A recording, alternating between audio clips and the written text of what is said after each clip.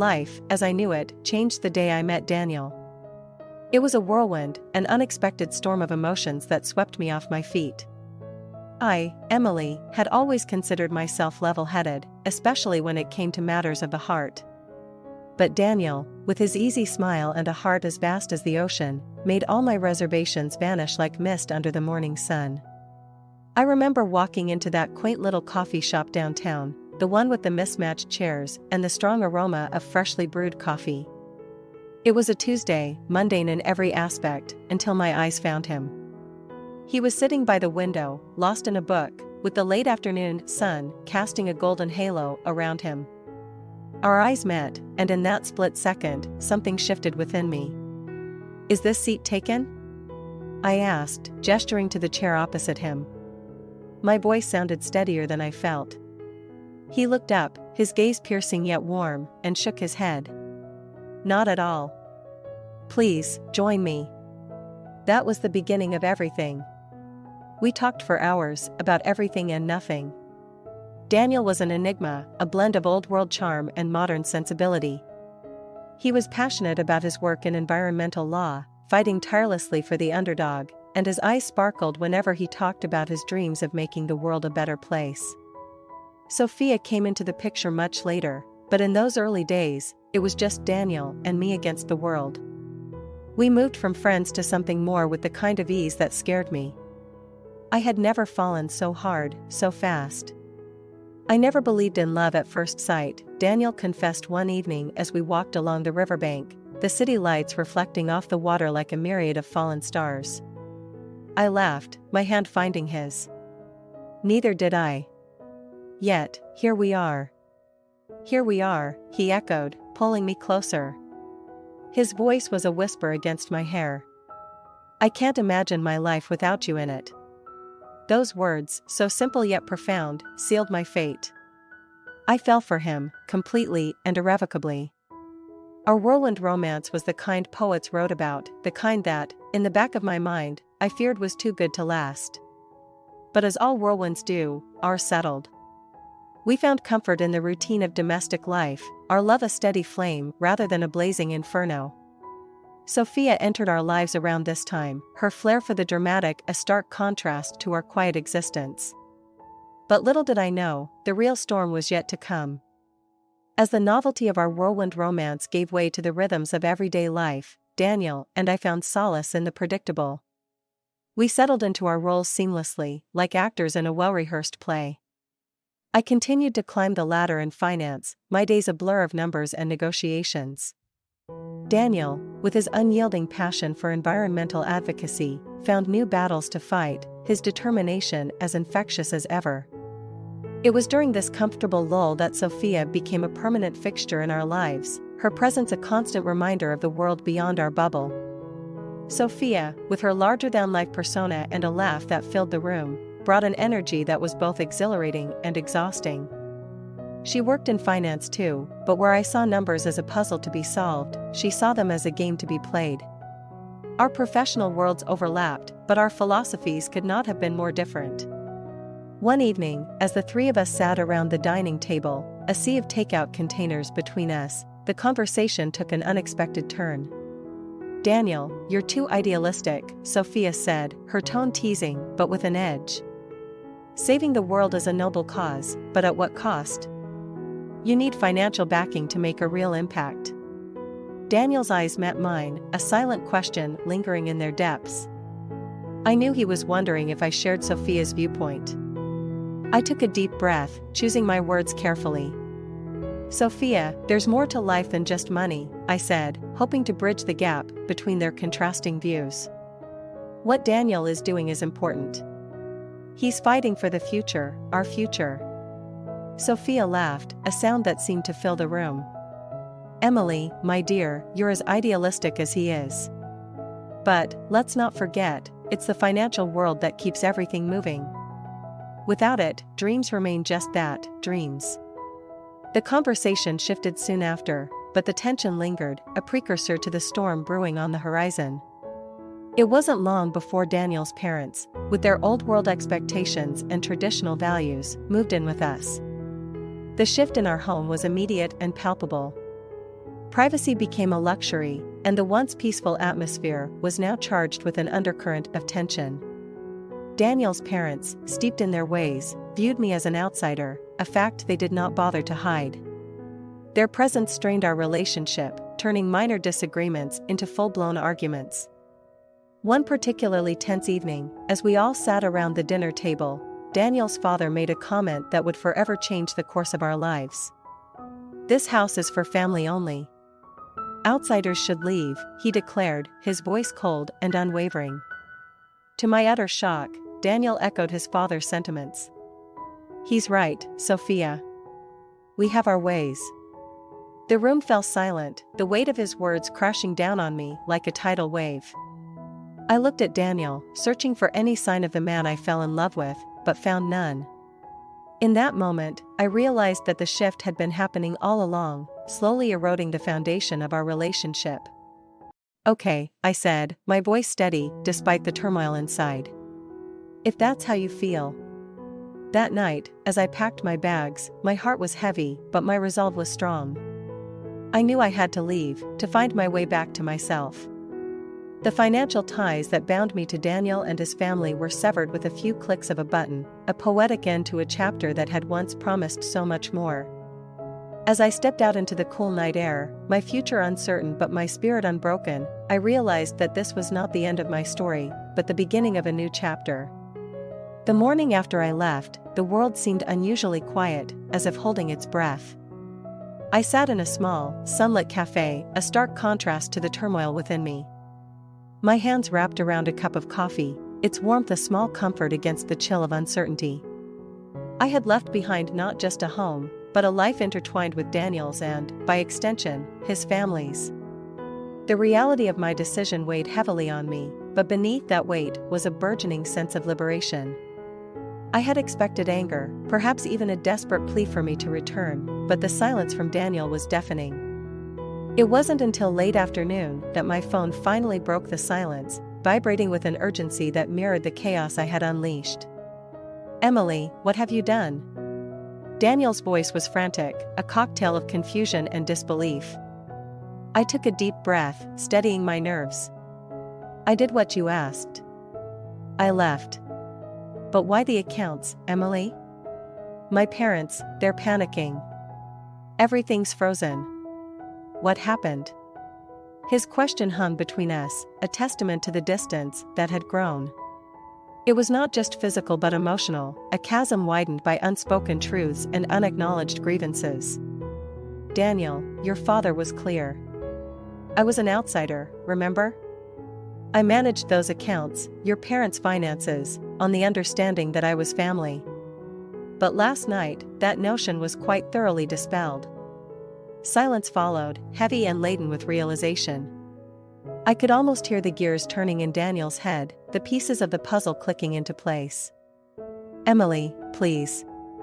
This isn't you. You're not vindictive. We can fix this," he pleaded, his voice softening. "Fix this?" "Daniel, this isn't about revenge. It's about respect, about partnership. You chose your side, and I chose mine.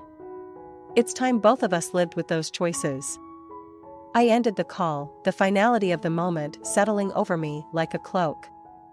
The fallout from my departure was more than just a financial crisis for Daniel and his family. It was a lesson in the consequences of our actions, a mirror reflecting the cost of taking love and loyalty for granted. In the days that followed, I watched from a distance as Daniel struggled to untangle the mess. I heard through mutual friends that his parents were mortified, their social standing compromised by the sudden financial upheaval. Daniel, for his part, was humbled by the experience, his pride taking a back seat to the harsh reality of his situation. It wasn't long before he reached out again, this time not with panic but with a quiet resignation. "Emily, I'm sorry. Truly. I see now what I couldn't then. You were more family than anyone, and I was a fool." His apology, sincere and unadorned, was a balm to the wounds of betrayal. Yet, as much as I wanted to, I couldn't simply step back into the role I had vacated. Too much had changed, not just between Daniel and me, but within myself. Thank you, Daniel. Your apology means more than you know. But I can't come back. Not now, maybe not ever. I hope you understand. I do, he said, and I believed him. The fallout from that fateful dinner had set us both on new paths that, while separate, were shaped by the lessons learned from our shared past. As I hung up the phone, I realized that the fallout wasn't just about the end of a relationship, it was about the beginning of something new, a chance to rebuild and rediscover, not just for me, but for Daniel as well. In the weeks that followed, the rhythm of my new life began to take shape. I immersed myself in work, taking on new challenges that demanded all my focus. Yet, in the quiet moments, my thoughts would drift back to Daniel, to the life we had shared, and to the abruptness with which it had all come apart. It was during one of these reflective moments, sitting in the tranquility of a park bathed in the golden hues of the setting sun, that the realization began to dawn on me. It wasn't merely the fallout from our financial entanglement or the sharp words that had been exchanged. It was the understanding that, for so long, I had allowed my identity to be intertwined with Daniel's, with his family's expectations, and with a role that I had unconsciously accepted. I had been an integral part of a narrative that wasn't entirely mine, playing a part without questioning whether it was the role I truly wanted. As I watched families and couples around me, each absorbed in their own worlds, a conversation I had overheard earlier that day came to mind. Two friends were discussing the end of a relationship, and one said something that struck a chord within me. Sometimes, love isn't about holding on. It's about letting go and finding the strength to start anew. The words echoed in my mind, mingling with my own tumultuous thoughts. It was then that an elderly woman, who had been sitting on a nearby bench feeding the birds, turned to me and said, "You look like you're carrying the weight of the world, dear. Want to talk about it?" Her voice, gentle and laced with years of wisdom, was unexpectedly comforting. I found myself opening up to her, sharing the broad strokes of my story, the love lost, and the lessons learned. "You've been given a rare gift," she said after I finished, her eyes reflecting a mix of empathy and resolve. "The gift of a second chance. It's terrifying, but it's also a chance to rediscover who you are, beyond anyone's expectations." Her words, simple yet profound, helped the realization to fully take root within me. I had been focusing on what I had lost, on the pain of betrayal and the upheaval that followed. But what if this was not just an ending, but also a beginning? "Thank you," I said, my voice thick with emotion. "I think I've been looking at this all wrong. It's not just about moving on from Daniel, but moving towards something else, something that's truly mine." The woman smiled, a gesture that seemed to encompass understanding, encouragement, and a shared sense of human resilience.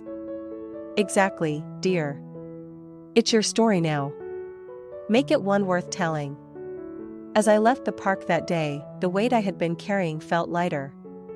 The path ahead was still uncertain, and the wounds were far from healed, but the realization had brought with it a newfound sense of clarity. It was time to step out of the shadow of my past and into the light of a future that was mine to shape. In the days that followed, I began to make deliberate choices about how I wanted to live my life, about the values I wanted to uphold, and the dreams I wished to pursue. The realization that I was no longer bound by a narrative that wasn't mine was both liberating and daunting. But I was ready to embrace it, ready to discover who Emily was when she wasn't someone's partner or adversary. The journey was just beginning, but for the first time in a long time, I felt a sense of excitement about the unknown. The realization had set me free, and I was eager to see where this newfound freedom would lead. The concept of a new beginning is both exhilarating and daunting. For me, it meant leaving behind the familiar, even if it was fraught with discord, and stepping into the unknown with nothing but a belief in myself and the desire for a life that reflected who I truly was. This chapter of my life began with the decision to move to a new city, a place where the remnants of my past life with Daniel wouldn't shadow every street corner and coffee shop. It was a fresh canvas, an opportunity to redefine myself on my own terms. My first day in the new city dawned bright and clear, a symbolic start to my new beginning. As I unpacked boxes in my new apartment, a space I had chosen for its light and the promise of a view that I could lose myself in, my phone rang. It was Sophia, my best friend and confidant through the tumultuous end of my marriage. Emily. How's the first day in your new kingdom? Sophia's voice was like a warm hug, full of excitement and support. It's overwhelming, but in a good way. It feels right, Sophia. Like I'm finally where I'm supposed to be, I replied, looking around at the half-unpacked boxes that surrounded me. That's because you are. Just remember, Em, this is your chance to rediscover the passions you put on hold. You're not just starting over, you're starting better, she encouraged, her words bolstering my resolve. Our conversation was a reminder of the support system I had, a network of friends who believed in me even when I struggled to believe in myself. Sophia's words stayed with me as I ventured out to explore my new neighborhood. The city was alive with possibilities, each street and alley whispering secrets and stories I was eager to discover. A few days later, as I sat in a local cafe that quickly became my go-to spot for morning coffee, I struck up a conversation with the person next to me. He was an artist, his sketchbook filled with the vibrant life of the city as seen through his eyes. We talked about creativity, about the courage it takes to follow one's passion, and about the city that we both were learning to call home. It's not easy, starting over. But there's something beautiful about it, too. You get to decide who you want to be, without anyone else's expectations weighing you down, he said, his pencil pausing over the page. You're right. I'm finding pieces of myself I had forgotten, rediscovering what it means to be me. It's scary, but it's also incredibly freeing, I admitted, feeling a kinship with this stranger who understood the journey I was on. That conversation in the cafe was a turning point, a moment that solidified my resolve to embrace this new beginning with open arms. It wasn't just about moving to a new city or escaping the shadows of my past. It was about giving myself permission to dream again, to explore the facets of my identity that I had neglected. As the weeks turned into months, I found myself more settled, more at peace than I had been in years. I took up painting, something I had always wanted to try but never had the courage to pursue. I explored my new city with the curiosity of a traveler, each day offering new sights, sounds, and experiences. I met people who, like me, were on their own journeys of discovery and growth. One evening, as I sat on my balcony watching the sunset paint the sky in hues of gold and pink, I realized how far I had come. The new beginning I had embarked on was no longer just about geographical change or escaping a painful past. It was about growth, about learning to live authentically and passionately. It was about building a life that was not defined by others, but crafted by my own desires and dreams. The journey was far from over, but for the first time I felt truly excited about the path ahead. The new beginning was not just a chapter in my life, it was the start of a whole new story, one where I was the author, and the possibilities were endless. Months had woven themselves into the fabric of my new life, each thread a testament to the journey I had embarked upon, a journey of rediscovery, resilience, and renewal. It was during one of those serene evenings, as I sat in my now familiar apartment surrounded by canvases that bore witness to my evolving passion for painting, that the full magnitude of my transformation struck me. The room was bathed in the soft glow of sunset, casting shadows that danced along with my thoughts. My phone buzzed, slicing through the silence. It was a message from Daniel, the first in what felt like a lifetime. His words were tentative, a request to meet and talk about everything that had happened. I stared at the screen, emotions swirling within me, a tempest of the past and present colliding. I took a deep breath and decided to respond later. For now, I needed this moment of reflection, to acknowledge the path I had traveled and the person I had become. It was then that there was a soft knock on my door. I opened it to find my neighbor, Mia, standing there with a smile and a homemade pie in her hands. Thought you might enjoy this. It's my grandma's recipe, she said, her gesture a reminder of the simple, beautiful connections that had begun to weave the tapestry of my new life. Thank you, Mia. That's so thoughtful of you. Would you like to come in for a cup of tea? I offered, grateful for her kindness. As we sat down, the conversation flowed naturally, from trivial day-to-day matters to deeper reflections on life's unpredictable journey. Mia shared her own story of starting anew, of the courage it took to leave behind what was familiar to pursue what felt right. It's never easy, is it? But there's something incredibly rewarding about building a life that feels authentically yours, Mia mused, her words echoing my own thoughts. You're right. It's been a journey of highs and lows, but looking back, I wouldn't change a thing. It's led me to this moment, to a life that feels more me than ever before, I shared, feeling a sense of camaraderie in our shared experiences. Our conversation lingered on the topic of reflection, of looking back not in regret but with an appreciation for the growth that comes from life's challenges. Mia's presence, her story, was a reminder of the beauty in shared human experiences, in the resilience that binds us. After Mia left, I found myself drawn to the canvas, inspired to capture the essence of reflection, not just as a mirror to our past, but as a gateway to our inner growth. As my brush moved across the canvas, I contemplated the meeting with Daniel. It was an opportunity for closure, a final chapter in the story of us that needed to be written. The next day, sitting across from Daniel in a quiet cafe, the weight of our shared history hung between us. Yet, I felt a calm resolve, a strength forged through the trials of starting anew. Emily, I've been doing a lot of thinking, a lot of reflecting. I know I can't change the past, but I'm truly sorry for everything, Daniel said, his voice carrying the weight of genuine remorse. Thank you, Daniel. That means a lot to hear. I've been reflecting too, and while it was painful, it led me to where I am today, to a place of growth and self-discovery. I found peace, and I hope you can too, I replied, my words not just a farewell to our past, but an acknowledgement of my own journey. As we parted ways, it was with a mutual understanding that while our paths had diverged, the experiences we shared were integral to the people we had become.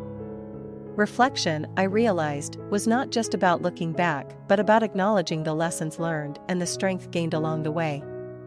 That evening, as I added the finishing touches to my painting, I understood that this chapter of reflection was not an end but a bridge to the future. A future I was ready to embrace, with all its unknowns and possibilities, armed with the knowledge that the most profound journeys are those that take us within. In the reflection, I had not only found closure, but had also discovered a deeper, truer version of myself. It was a journey that had taken me through the depths of heartache to the heights of personal triumph. And as I looked forward, I knew that the reflection would always be there, a reminder of where I had been and the endless potential of where I could go.